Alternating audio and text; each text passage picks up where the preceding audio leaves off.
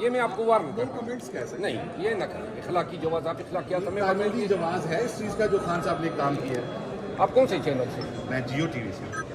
ٹھیک ہے جو میں نے بیان دیا تھا وہ رد عمل تھا ان کے بیان کا.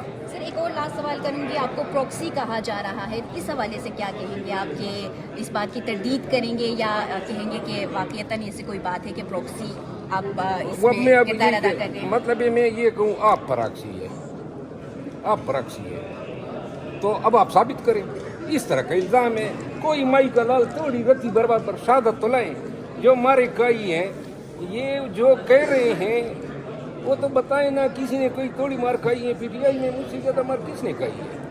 تو لہٰذا یہی ہے کسی کو قادیانی کہہ دو آگے سے وہ بیچارہ خود پھرتا رہے گا کہ جی میں مسلمان ہوں. سر آپ اپنے فیصلے پر معافی کا اعلان کریں گے سلمان بٹاڈے کے خلاف جو آپ نے باتیں کی؟ دیکھیے میں عرض کروں نا کسی کی دل آزاری قطعاً مجھے مطلوب نہیں ہوتی ہے لیکن میں یہ حق رکھتا ہوں، وکیل ہوں کہ کوئی میرے خلاف بیان دے گا جواب میں ہر کسی کو دوں گا. سر آپ نہیں پارٹی میں کوئی بھی آپ کے خلاف بات کرے آپ نے اپنے دفاع میں نہیں بولا. 3-4 دفعہ میں خاموش رہا نا، اتنا ہی ہوتا ہے نا. سر آپ نے کہا کہ میں بیان کچھ اور دیتا ہوں، تروڑ مروڑ کے وہ پیش کیا جاتا ہے اس کو. سر وہ کون ہے؟ وہ دشمن آپ پہچان چکے ہیں، وہ کون کر رہا ہے سر ایسا؟ یہ میڈیا پہ وہ جو دو غداران وطن ہیں اور ان کی جو پراکسیز ہیں یہ حیدر میدی اور وہ دوسرا خبیث، بس صرف یہ بھی دو ہی ہیں. عادل عادل راجہ بلڈاگ کی طرف اس کی شکل ہے. ہم ذرا دیکھو تو صحیح نا اس کی شکل دیکھو نا. آپ نے کہا کہ میرے حاسدین کا شکار ہوں میں، آپ نے اپنے حاسدین کو ابھی تک پہچانا نہیں تحریک انصاف کے اندر کہ میرے کون سے حاسدین ہیں؟ او بھائی میری بات سنو، میں اب اتنی مار کھا چکا ہوں ہر طرف سے کہ اب کوئی الزام ایسا رہی نہیں جو مجھ پہ درا نہ گیا ہو. کوئی ایسا شخص رہی نہیں جس نے اپنی نیت بتائی نہ ہو. تو لہذا ایک چیز جو آدمی جو میں نے بھگتا ہے زندگی میں، ان لوگوں نے کبھی سوچا ہی نہیں ہوگا کن کن مصائب سے میں گزرا ہوں. یہ چیزیں، یہ دھمکیاں، یہ بلیک میلنگ، ان چیزوں سے میں نہیں ہو سکتا. تحریک انصاف بارہا آپ پر الزام دیتی رہی، مختلف چیزیں آپ کے خلاف کرتی رہی، آپ کے حاسدین بھی ہیں، تو کبھی سوچا کہ تحریک انصاف سے استعفیٰ دے دوں؟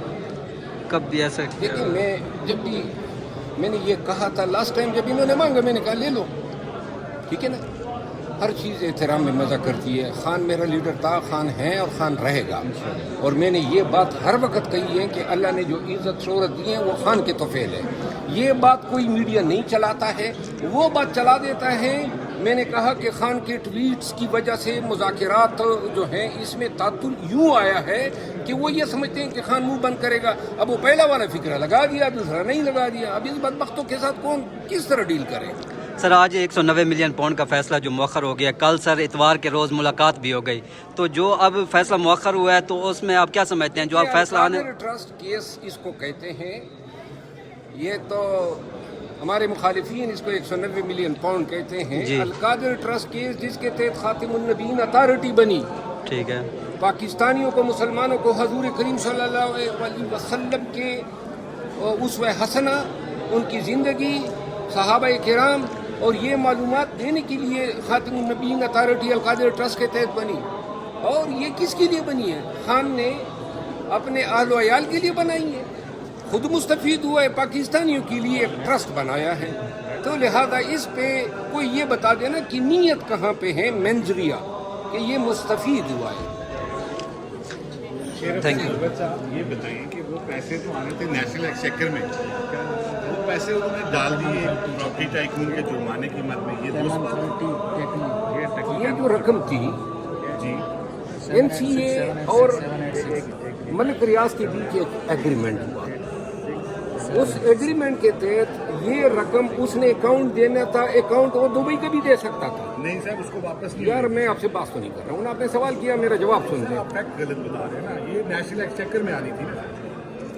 ये केस पढ़ लीजिए। आगे में देखिए, अगर आप सवाल का जवाब मुकम्मल सुन ले तो आपको शायद समझ आएगी। अगर आपने पहले से जहन बनाए हुए हैं तो मैं इसका आपने कहा कि किसी भी अकाउंट में आनी थी, ये कौमी खजाने में आनी थी। किसने कहा है कौमी खजाने में आनी थी? ये हम सिग्नेटरी हैं अक़वाम मुत्तहिदा की उस एग्रीमेंट के जिसमें इल गॉटन मनी वापस उस मुल्क के एक्सचेकर में जाएगी जहाँ से लूटी गई होगी। इल गाटन मनी।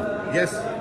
अब इल गाटन मनी का कोई फैसला दिखा दे कि ये 190 पाउंड इल गाटन मनी था। मलिक रियाज उसकी ट्रेल वहाँ नहीं दे सके, नहीं दे, कि ये ना बैंकिंग चैनल से आए ना वहाँ कमाएगी। इल गॉटन मनी ये वो 190 पाउंड जो थे वो बेसिकली एक प्रॉपर्टी खरीदी गई थी हसन नवाज की, जो 190 पाउंड की नहीं बनती थी। उसकी ट्रेल नहीं थी ना, इसलिए इल गॉटन थी। मेरी आप गुजारिश सुन लेना, मैं हम एक दूसरी बात तो मुनक़ते नहीं करेंगे ना। जी जी।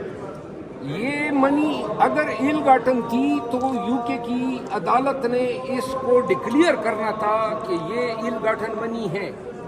एनसीए एक इंतज़ामी अदारा है, उन्होंने इसके साथ रिप्रोचमेंट की। रिप्रोचमेंट के ज़रिए एनसीए ने गवर्नमेंट ऑफ पाकिस्तान को कहा कि ये रकम यहाँ पे दी जा रही है लेकिन इस एग्रीमेंट को कॉन्फिडेंशियल रखना है।